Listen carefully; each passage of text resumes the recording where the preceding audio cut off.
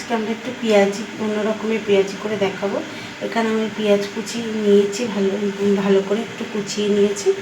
এবার এর মধ্যে আমি দিয়ে দেবো বেসন, লঙ্কাও কুচিয়ে নিয়েছি।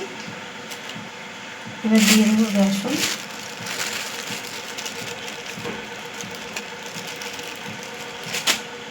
দিয়ে দেবো একটু নুন,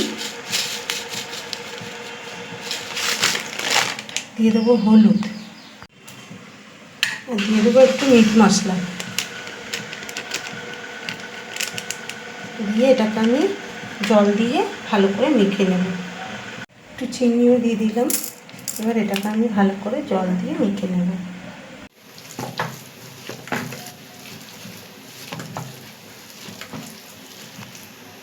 বন্ধুরা, আমি এইভাবে কত সুন্দর করে ভালো করে মেখে নিয়েছি।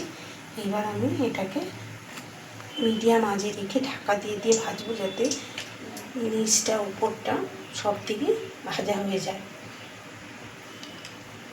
তেলটা গরম হয়ে গেছে, এবার আমি বড়াগুলো এক এক করে দিয়ে দেবো।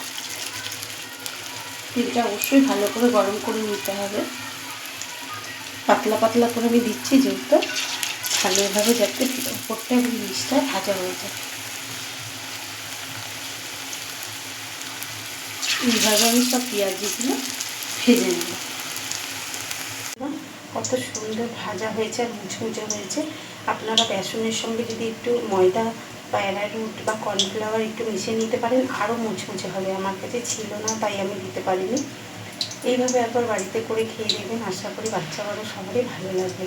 ভালো লাগলে একটা লাইক এবং সাবস্ক্রাইব করে দেবেন। ভালো থাকবেন, সুস্থ থাকবেন। দেখা হবে পরের একটি রেসিপি নিয়ে।